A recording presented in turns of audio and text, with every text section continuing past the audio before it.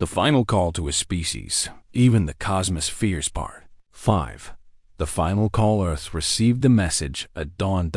It came through every screen, every speaker, every device capable of receiving a signal.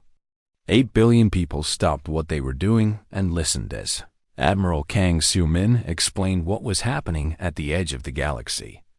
What the silence truly was. What humanity had been created to do. And what they were. Eugen's discoveries from the burned worlds followed. The evidence. The history. The truth that had been buried for 10 million years. Humanity was not an accident of evolution.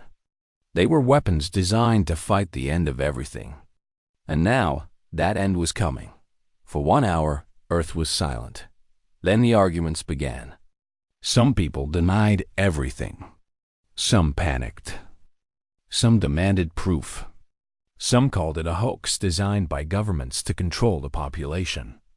The internet exploded with theories and counter-theories. Religious leaders struggled to fit this revelation into their faiths. Scientists debated the possibility of engineered life.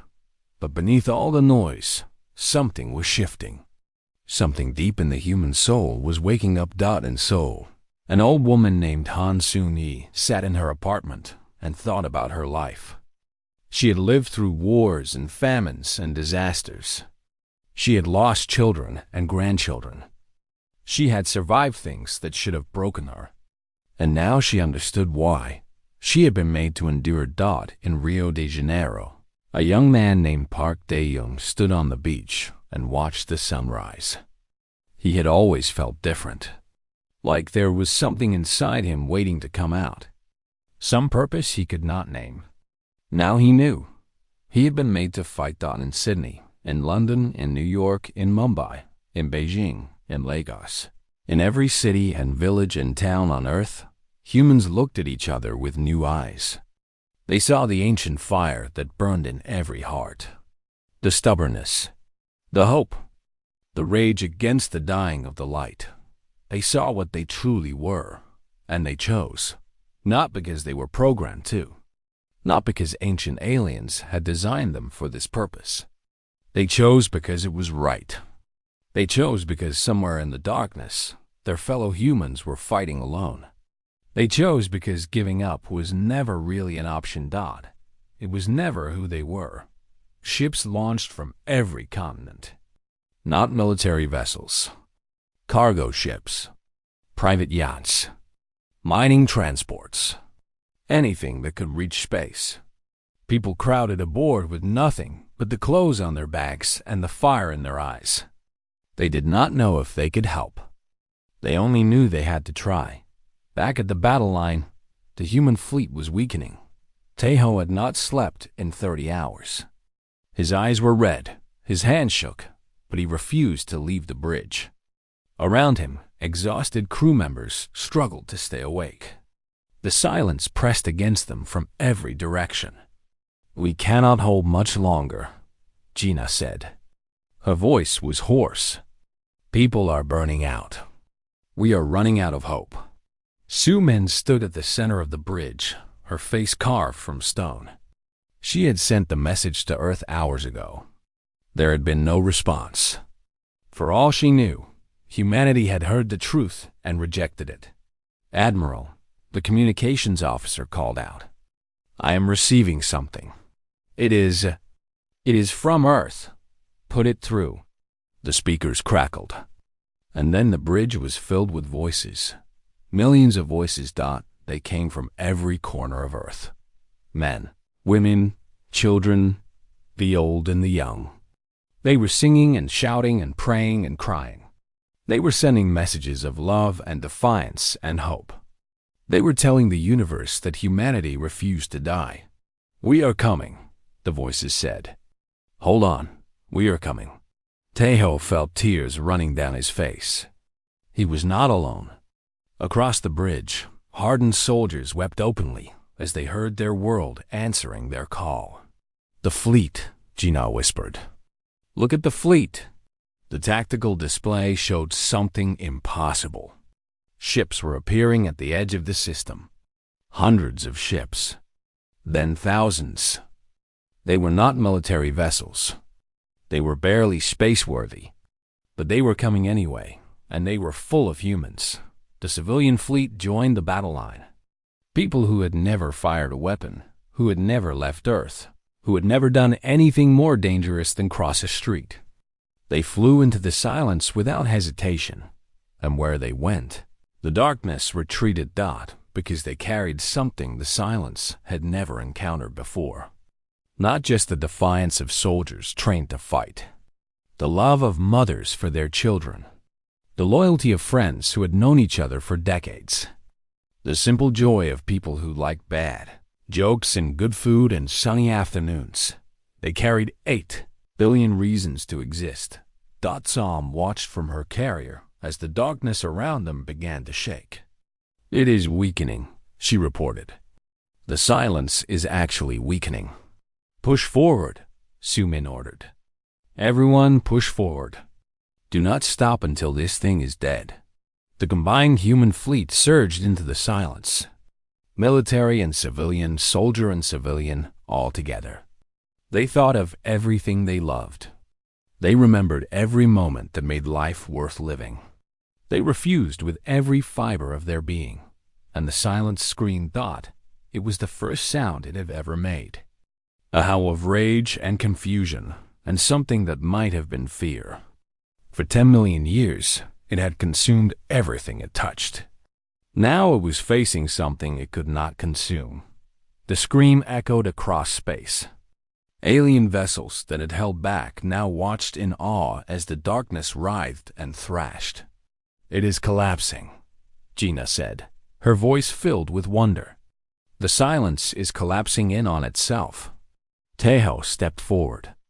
"One more push. Everyone, give it everything you have. Think of tomorrow. Think of all the tomorrows we will have because we refuse to let them end."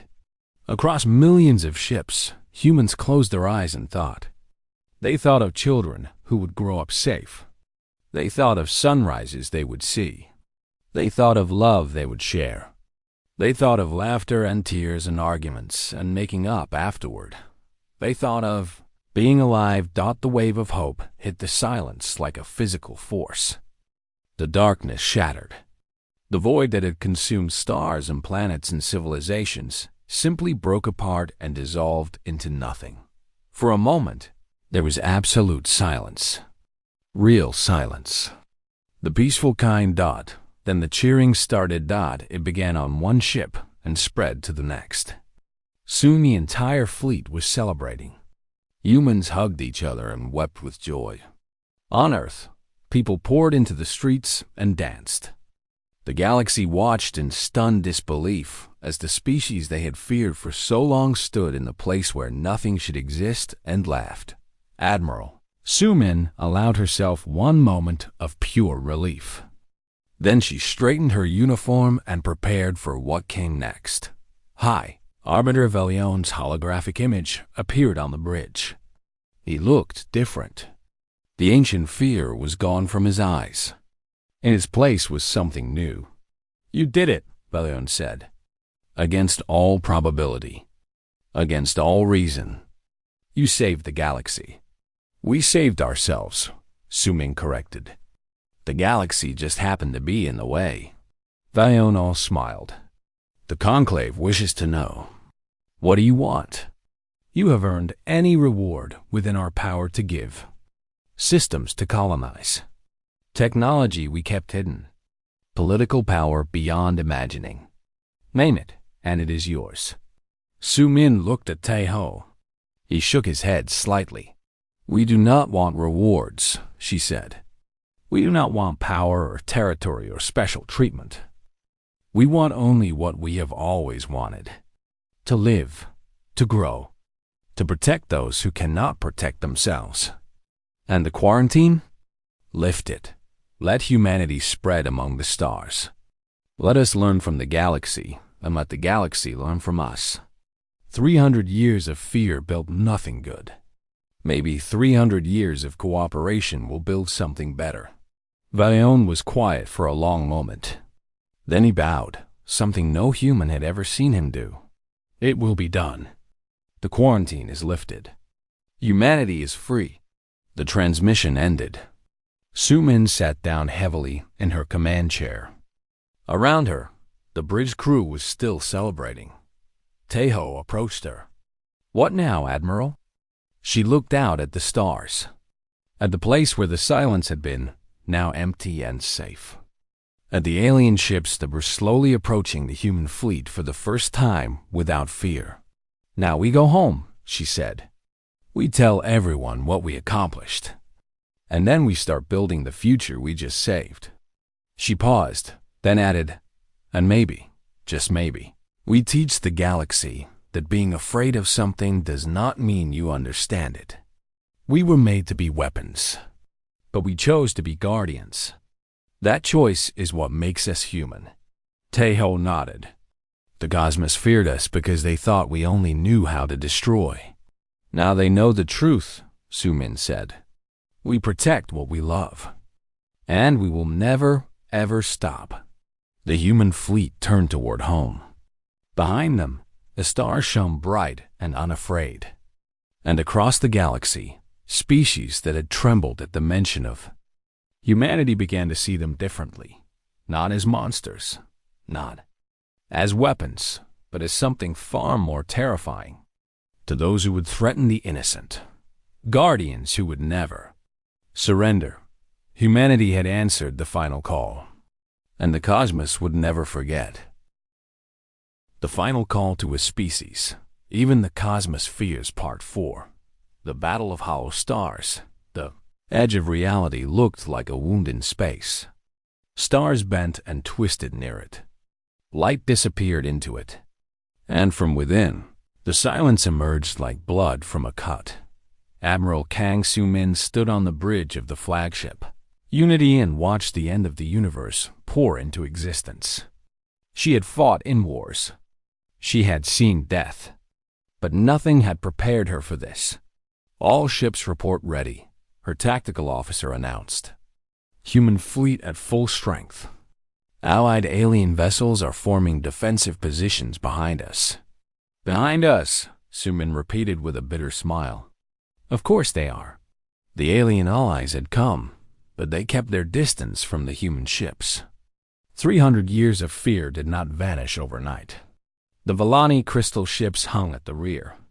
The Korath battle cruisers watched from the flanks.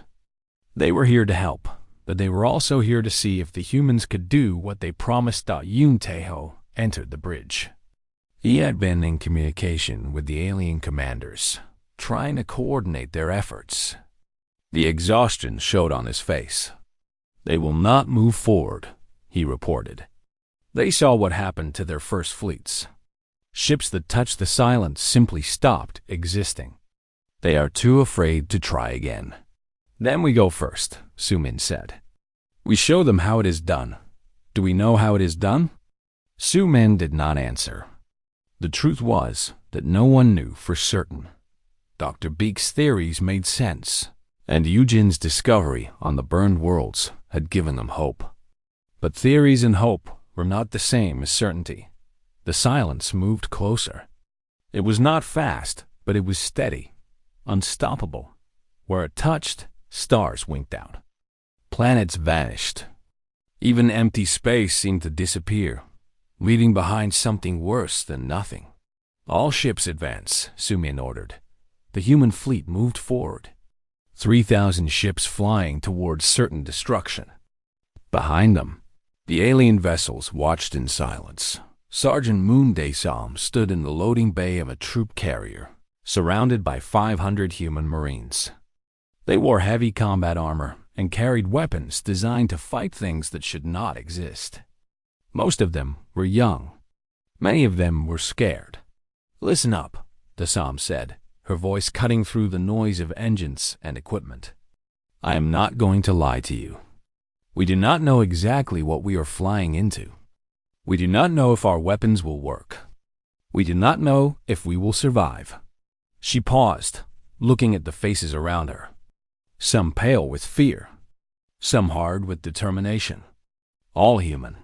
"But we know one thing," she continued. We know that humanity was made for this moment.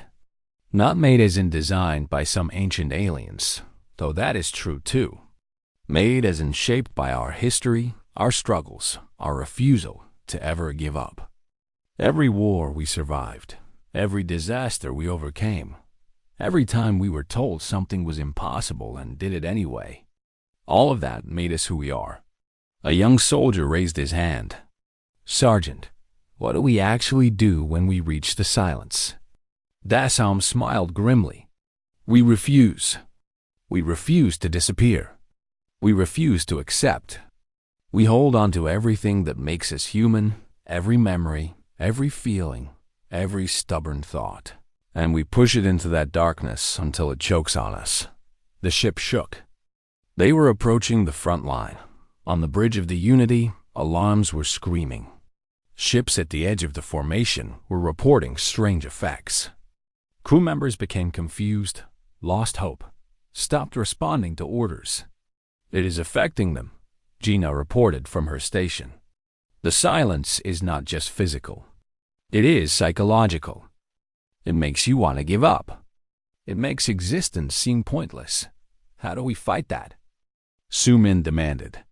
"We remember," Tejo said quietly. Everyone turned to look at him. "We remember why we exist. What we love. What we would die for. The silence cannot take what we refuse to release." He activated the fleet-wide communication system. "All ships, this is Ambassador Yun. I know you can feel it. The pull toward nothing. The whisper that says there is no point, that we should just let go. I feel it too." His voice echoed across 3,000 ships. Millions of humans listened. "But I also remember. I remember the taste of my mother's cooking. I remember my daughter's laugh. I remember watching the sunrise over mountains and thinking that existence was beautiful. These memories are mine. They are ours.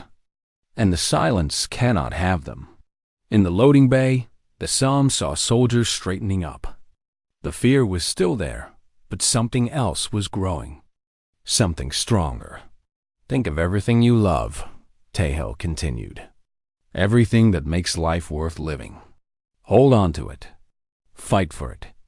That is our weapon. That is how we win." The first human ships reached the silence. And something impossible happened. They did not disappear. The darkness pressed against them. It tried to erase them. But the human ships held.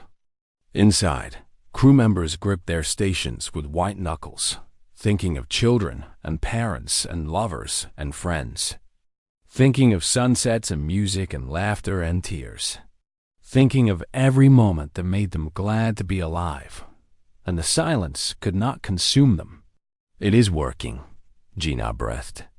"They are pushing it back." Sumin leaned forward. "All ships, advance into the silence. Do not stop. Do not surrender. Show this thing what humanity is made of." The fleet surged forward.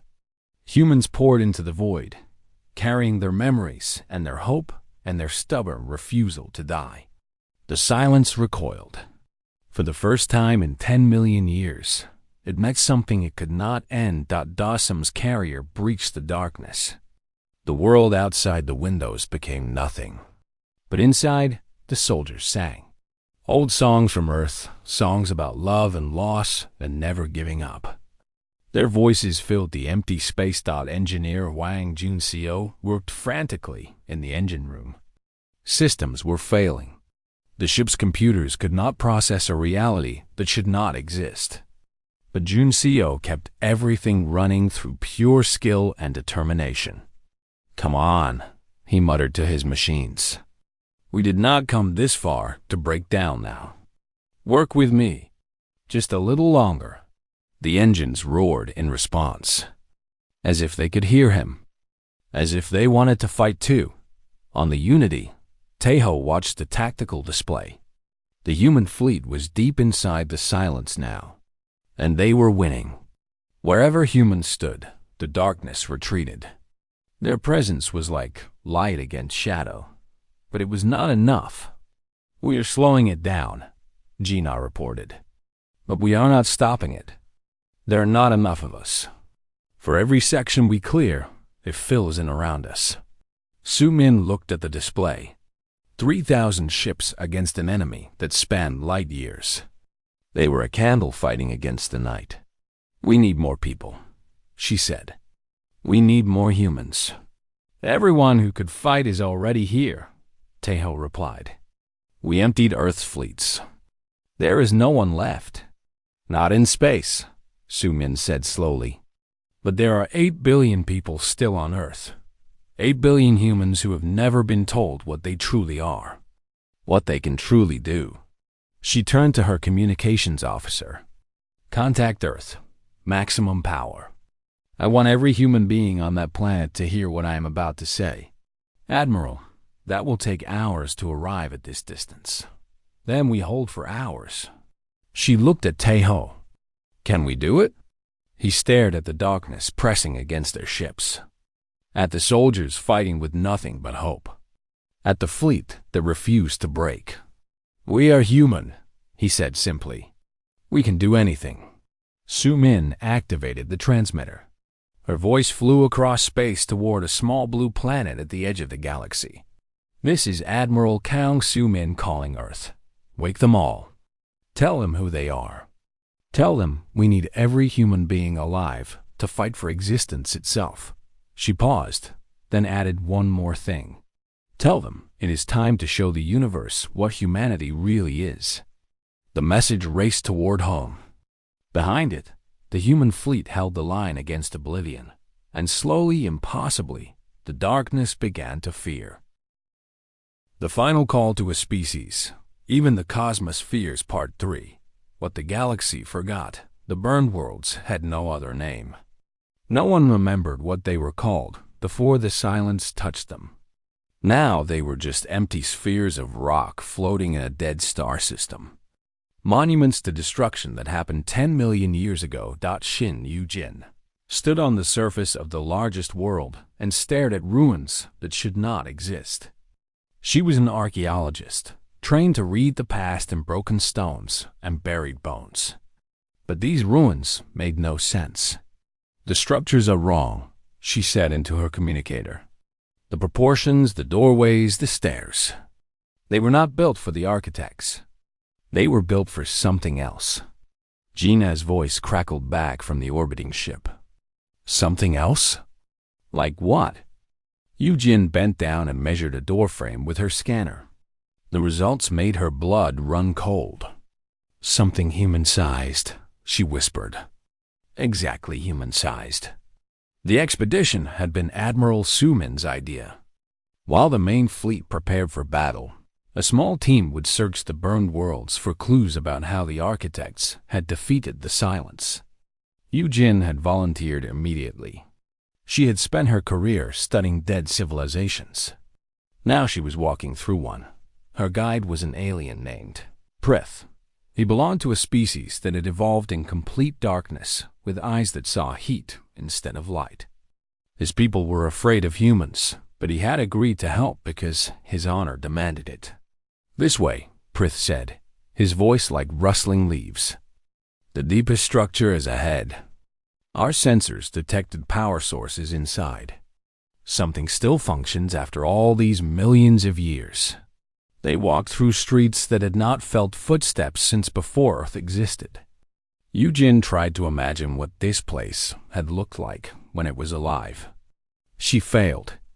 The scale was too vast, the silence too complete. The deepest structure was a pyramid of black stone, half collapsed but still standing. Its entrance was large enough for a cargo ship to fly through. Yu-jin felt very small as she walked inside. The interior was dark, except for a faint blue glow from deep within. They followed the light through corridors decorated with carvings that Yu-jin could not read. The walls showed battles between figures she did not recognize, against a blackness that seemed to swallow everything it touched. The silence, Prith whispered.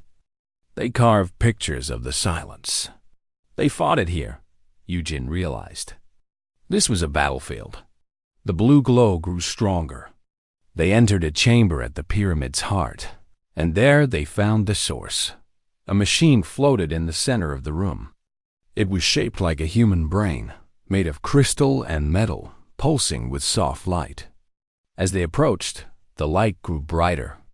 "Visitors," a voice said. It came from everywhere and nowhere. After so long, visitors at last. Eugene stepped forward carefully. "Who are you?" "I am what remains," the voice answered. "The last piece of my creators. They called me the Remnant. I have waited here for 10 million years, keeping their memories alive. The architects made you?" "Yes, to remember what they learned, to preserve what they discovered, to warn whoever came after." The Remnant's light flickered, but no one came. Until now. Prith backed toward the exit, his heat-sensitive eyes wide with fear. "This is wrong," he said. "This is very wrong. Why?" Eugene asked him. "Because I can see its heat signature," Prith replied. "And it is not alien.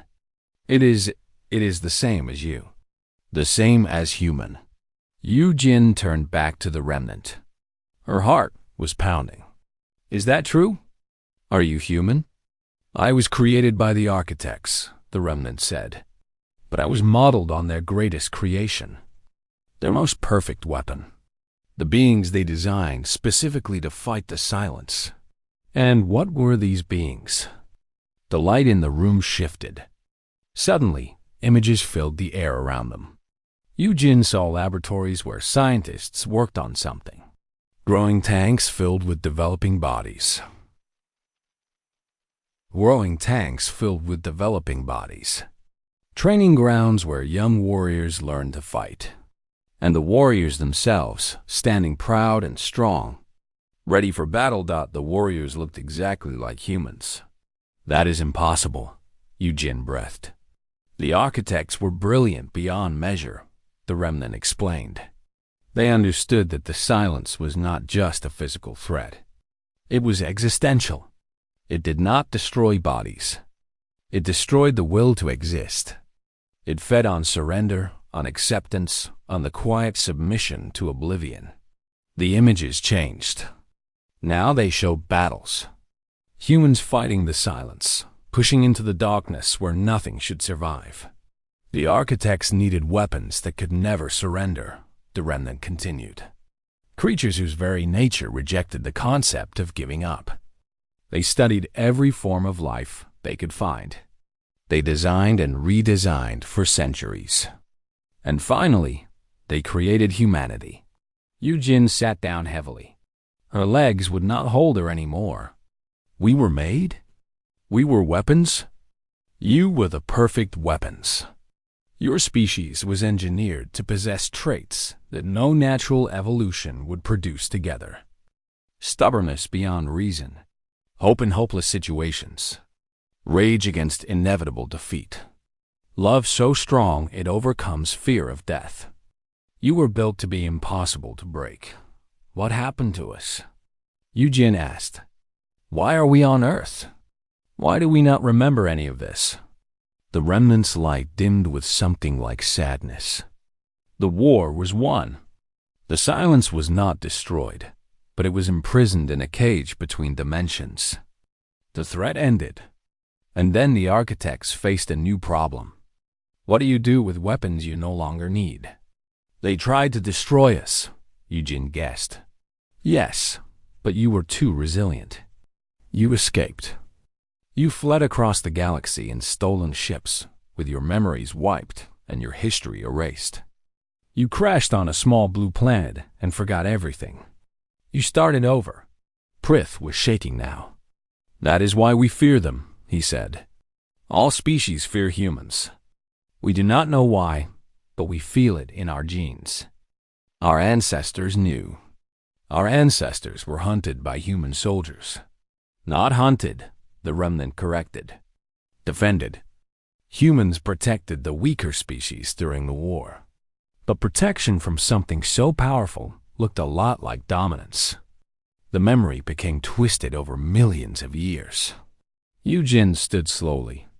Her mind was reeling, but she forced herself to focus. If humanity defeated the silence before, we can do it again. Tell me how. Tell me what the architects learned. The silence cannot be destroyed by weapons, the remnant said. It can only be rejected. It exists because it represents the universe's desire to return to nothing, to undo the accident of creation. Humans were designed to embody the opposite desire. The fierce, burning need to exist, to continue, to refuse oblivion. So we just refuse? It is not so simple.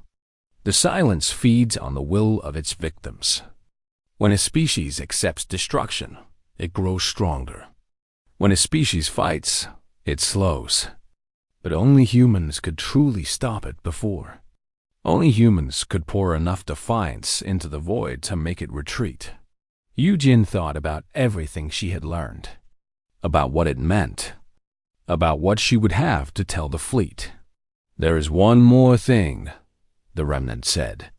The prison that holds the silence is failing. It was only ever temporary. The architects knew it would break eventually. They hoped that by then, humanity would have grown strong enough to face the silence again, to finish what they started. And if we are not strong enough, then everything ends. Not just this galaxy. Everything. The silence will consume all of existence and return the universe to the nothing it came from. Yujin took a deep breath. Then another. She looked at Prith, who was still trembling with fear. Contact the fleet, she said. Tell them what we found. Tell them who we are, who you are. Prith repeated. We are not monsters, Yujin said firmly. We were made to be weapons, but that is not what we are. We are human, and being human means we choose what we become.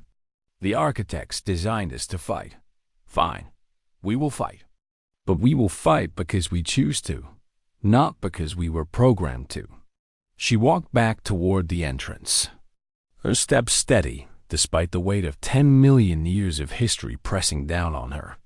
The silence is coming, she said, and humanity will be waiting. Behind her, the remnant's light pulsed once more. Good luck, it whispered. You will meet it. The darkness of the dead world swallowed them as they walked back to their ship. But somewhere inside Yujin, a light had been born. The light of understanding. The light of purpose. Humanity had been created to save the universe. Now they would prove they were worthy of that creation. The final call to a species, even the Cosmospheres Part 2. The quarantine lifted Earth looked the same as it always had. Blue oceans, green lands, white clouds. From space, you could not see the scars of ancient wars or the cities that had grown over centuries. You could only see home. Yun Taeho watched through his ship's window as they passed through the quarantine barrier. For 300 years, that invisible wall had kept humanity trapped in their solar system. Ships could not cross it. Signals could not penetrate it. Earth had become the largest prison in the galaxy. We are through, Gina said from the pilot seat. No alarms. They actually let us pass. They are desperate, Taeho replied. Desperate enough to open the cage. Their ship descended through the atmosphere and landed at the United Earth Council headquarters in what used to be called Geneva. Armed guards surrounded them immediately, but they were human guards. Taeho had not seen human soldiers in 12 years. A woman walked through the guards. She was perhaps 60 years old, with short gray hair and eyes like steel. She wore a military uniform covered in medals that Taeho did not recognize. Ambassador Yoon, she said. I am Admiral Kang Soo-min. I command Earth's defense forces. You have been away a long time. Defense forces? Gina asked. The quarantine prevented any attacks. What were you defending against? Soo-min smiled, but there was no warmth in it. We were defending against the day the barrier came down. We always knew it would. Come, the council is waiting. She led them through corridors that went deep underground. Tejo noticed how thick the walls were, how many security checkpoints they passed. Earth had spent 3 centuries building something down here. The council chamber was circular, filled with representatives from every nation. They all stared as Tejo entered. He recognized some faces from screens and broadcasts. These were the most powerful people on Earth. "Tell us," a man at the center table said. "Tell us everything." Tejo spoke for an hour. He described the silence, the dying star systems, the fear of the ancient races. He explained how the galaxy had turned to humanity in desperation. He held nothing back. When he finished, the chamber was quiet. Then the arguments began. "They caged us like animals," one representative shouted. "They decided we were too dangerous to exist freely. Now they want our help? Let the silence take them," another said. "They showed us no mercy. Why should we show them any?" "Because the silence will not stop at the edge of our system," Gina interrupted. "The barrier is gone. If the silence reaches us, we will die like everyone else." "We can rebuild the barrier ourselves," someone suggested. "Hide here until it passes." Admiral Su-min stepped forward. "No, we cannot." She pressed a button, and the center of the room filled with holographic images. Ships. Thousands of ships. Weapons that made no sense to Tejo. Structures that seemed impossible. "For 300 years, we have prepared," Su-min said. "We knew that someday, the galaxy would either attack us or need us. We built a fleet in secret, hidden beneath oceans, inside asteroids, in places no one would think to look. 3,000 warships. Weapons that the galaxy banned long ago. Technology they do not even know exists." The council members stared at the images with wide eyes. "You kept this secret from us?" One demanded. "We kept it secret from everyone," Su-min replied. "Because spies exist. Because loose tongues sink ships. Because humanity needed a surprise, and now we have one." She turned to face the full council. "The question is not whether we can fight. We can.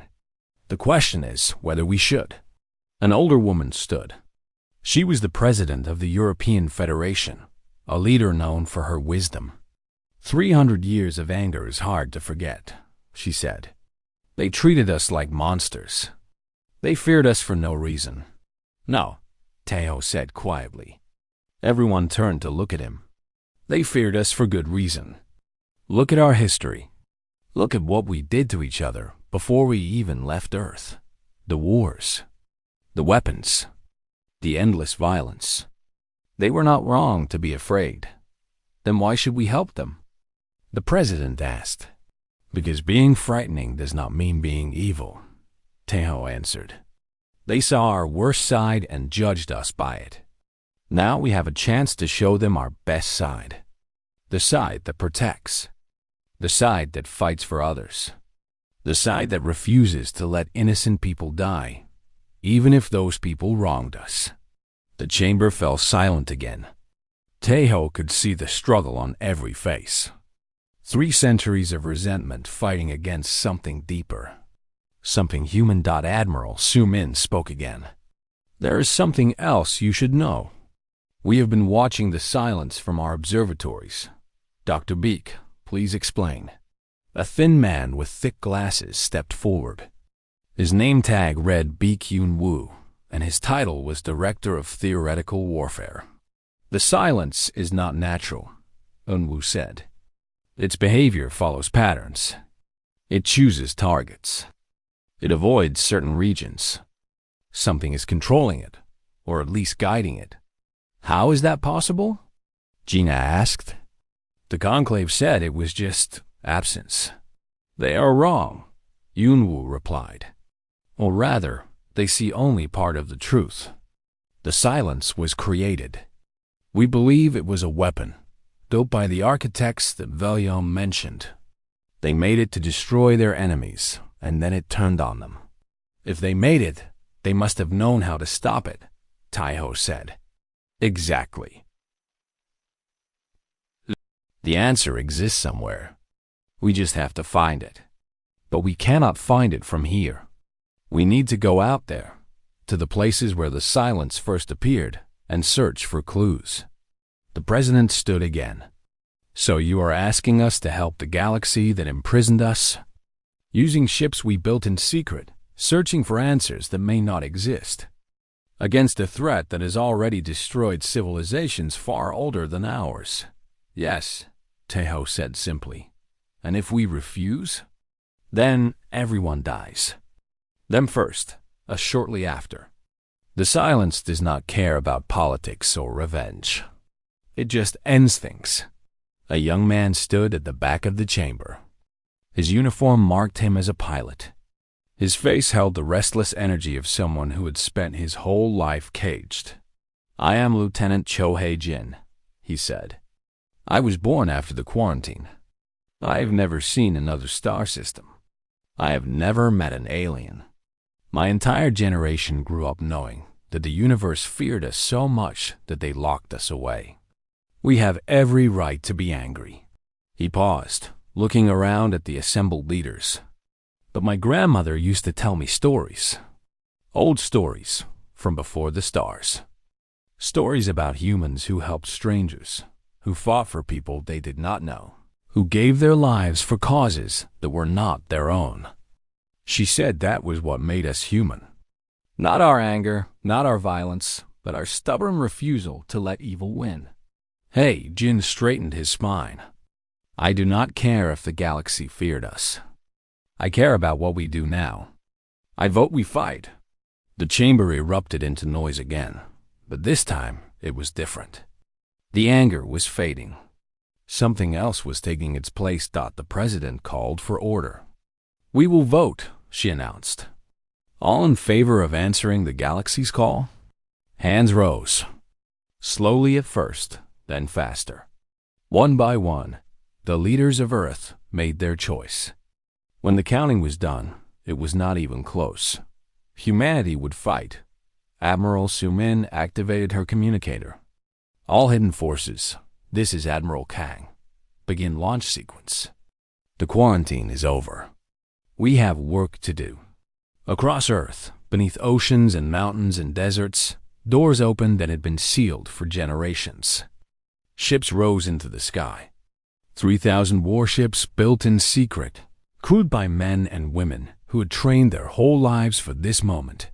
The fleet gathered in orbit, blotting out the stars. Then, together, they turned toward the quarantine boundary and flew into the galaxy beyond. Every alien monitoring station recorded their emergence. The signals spread across space at the speed of light, carrying one simple message to every corner of the civilized galaxy. The humans were coming, and for the first time in 300 years.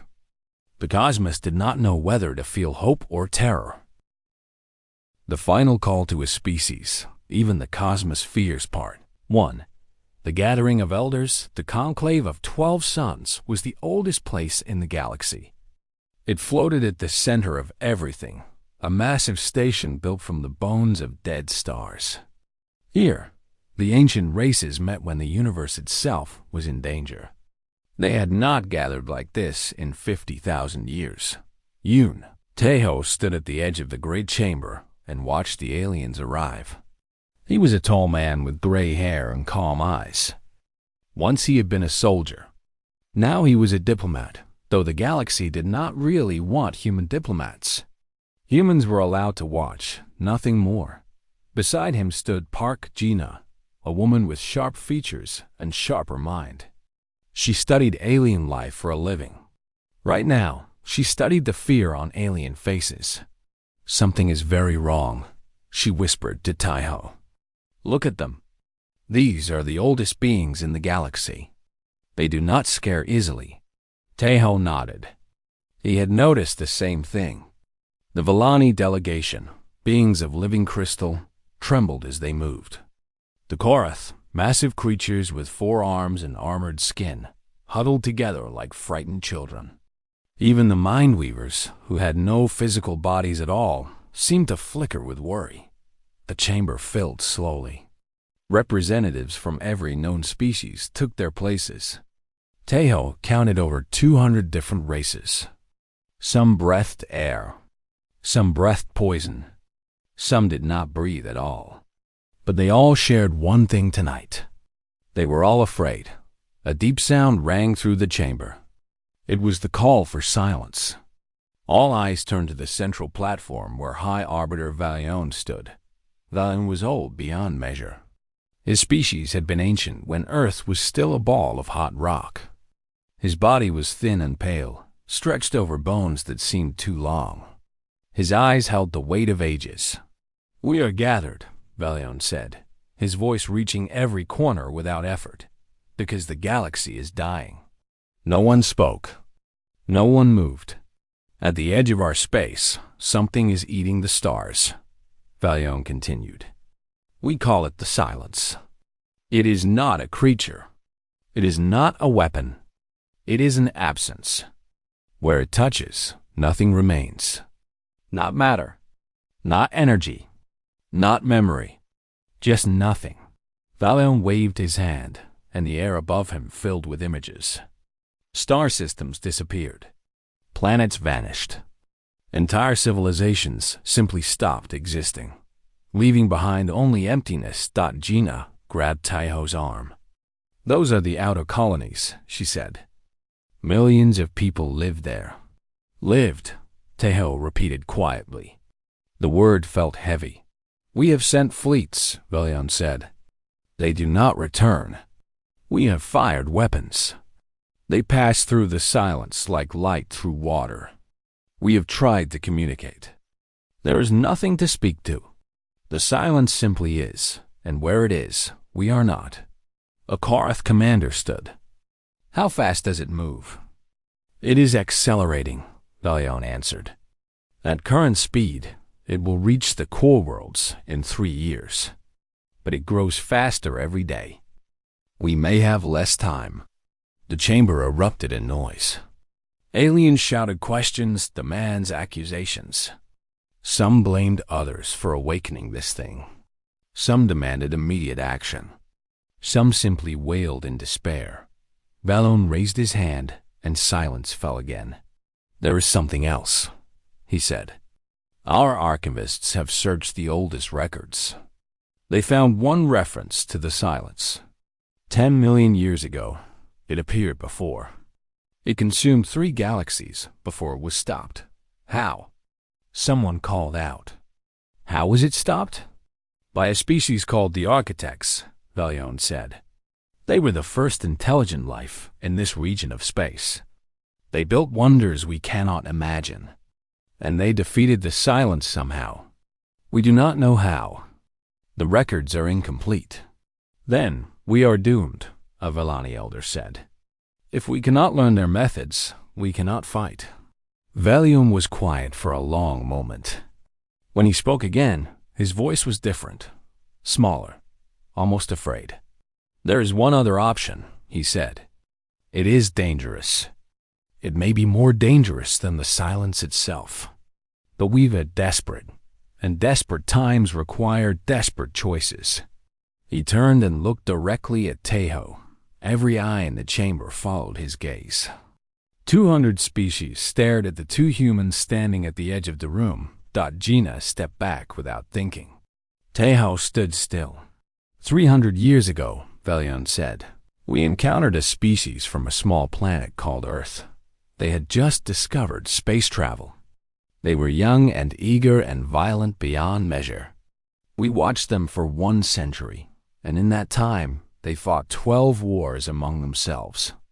They built weapons that could crack planets. They spread across their solar system like fire. Ho knew this history. Every human knew it. We were afraid, Valion admitted. We gathered, much like tonight, and we made a choice. We sealed the humans in their home system. We surrounded them with barriers they could not cross. We hoped they would destroy themselves before they became a threat. They did not destroy themselves, Gina said quietly. No, Valion agreed. They grew stronger. They waited. And now we need them. The chamber exploded again. Voices overlapped in 100 languages. Some screamed in protest. How could they trust the humans? Others demanded to know more. A few simply fled the room. Tejo walked forward. He did not rush. He did not threaten.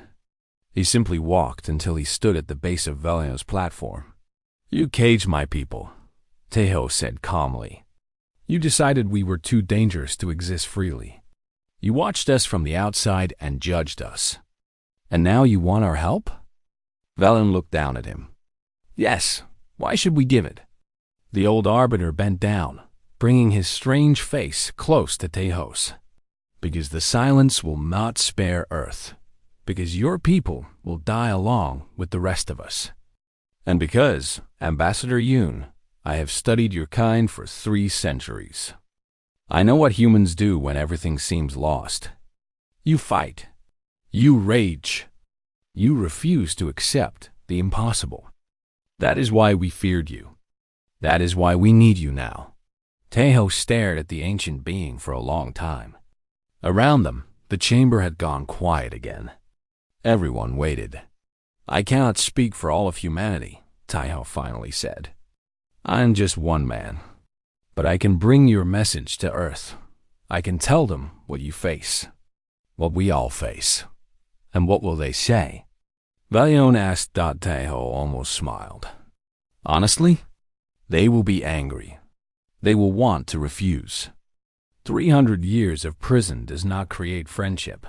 But we are human," Tejo said. "And humans have never been able to walk away from a fight. Especially one everyone says we cannot win." He turned to Gina. "Come, we have a long journey home." As they walked toward the exit, Valion's voice followed them. "Your kind was sealed away because you frightened us, Ambassador. The entire galaxy united against you because of what you might become. Now we need that which we feared. We need the monsters we tried to cage." Tejo stopped at the doorway. He did not turn around. "We are not monsters," he said. "We are just humans. And you are about to learn the difference." The doors closed behind them. Gina looked at Tejo with wide eyes. "What do we do now?" she asked. Tejo took a deep breath. "Now we go home. Now we tell Earth that the galaxy finally needs us. And now we find out if humanity can forgive 300 years of fear." He started walking toward their ship. Behind them, the conclave of 12 suns trembled with arguments and terror. Ahead, a quarantine planet waited for news. The call had been made. Now everything depended on humanity's answer.